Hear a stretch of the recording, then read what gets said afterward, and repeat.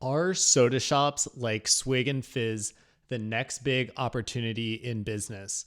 Well, I just got back a couple of days ago from Utah, where not only was I hanging out with Mormons who love sugar, but I also checked out a couple of these locations that are popping up all across Utah. And even though there is soda at pretty much every major fast food chain, these places have lines bigger than In and Out, Carl's Jr., McDonald's, every single place that I drive by that has these giant long lines.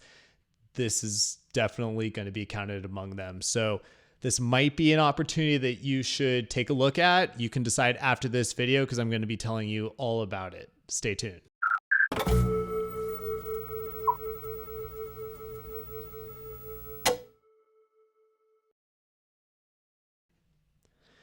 All right. So thanks for joining. And we are doing a little bit new format on the show where I'm going to be live streaming every day. And yeah, we'll be just talking about different topics you want me to talk about. So if you have any questions during this video, hit me up in the live chat. I'll be checking it periodically and I'll reply. So, I want to cover two companies in particular today.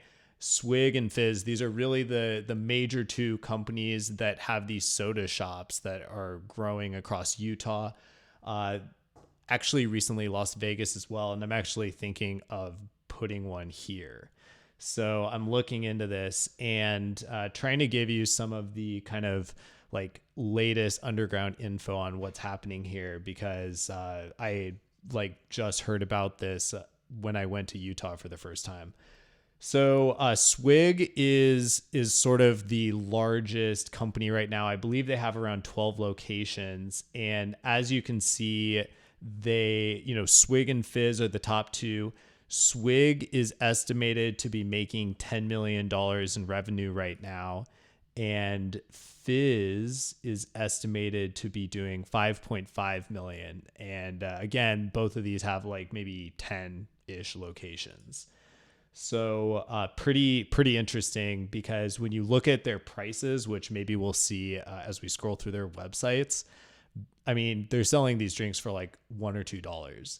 And bottom line, what they're doing is they're mixing your favorite soft drinks like Dr. Pepper and Coca-Cola into they're mixing like coconut and other like 50 different syrups in them. So for people who love sugar, this is delicious.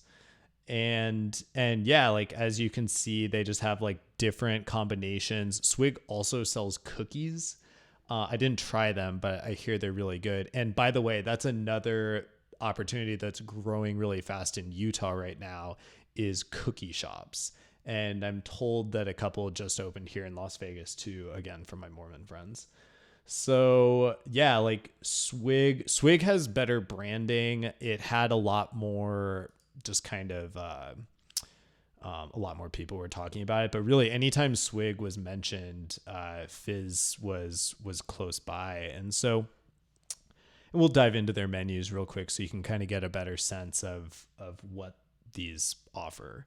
So I think Fizz actually needs to work on their website. It's like really, really ugly.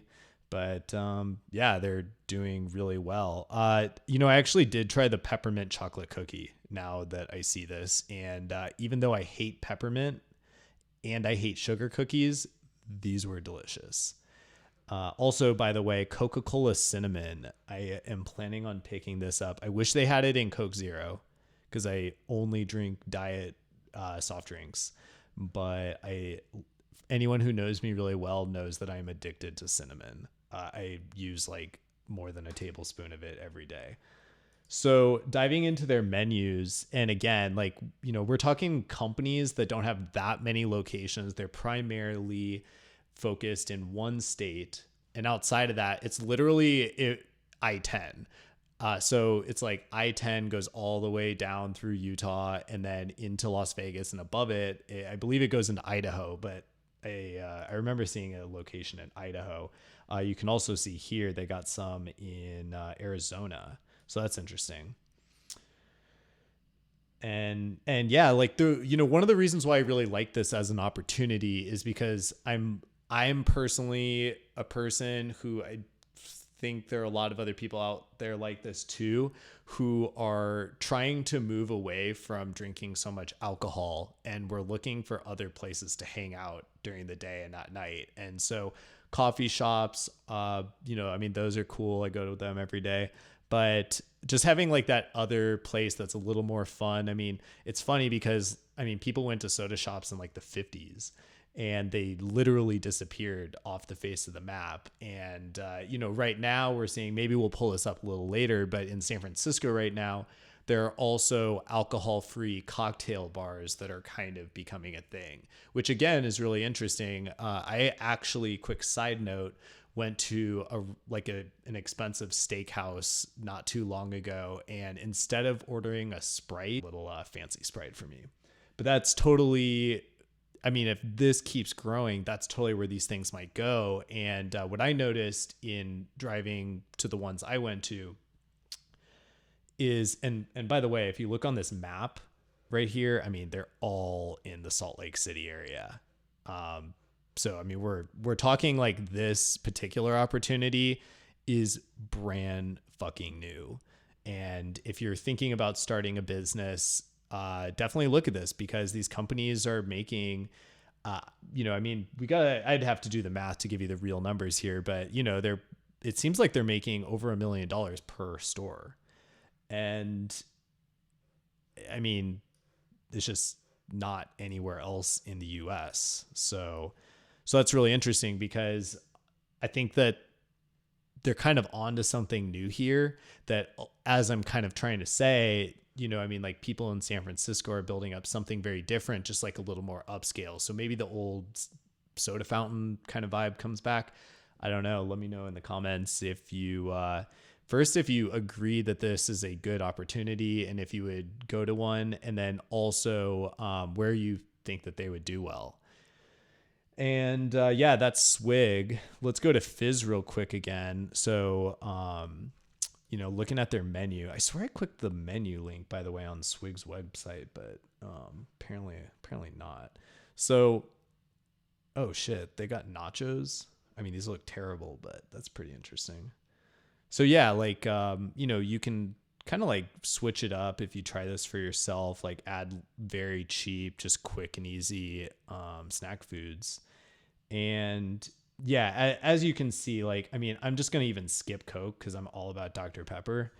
And you can see kind of what they're doing here, like pepper lotta, pineapple, coconut and cream, lime in the coconut, fresh lime and coconut, berry good doctor. It's kind of a cool name. Strawberry puree, vanilla, coconut and cream. And like the list just keeps going on. But you can kind of see how they're mixing like different syrups. A lot of coconut and Dr. Pepper is my new jam. It was really good. And let's see if I can just like check out Swig's menu too to show you that. What I think, because your menu link is broken. You're welcome.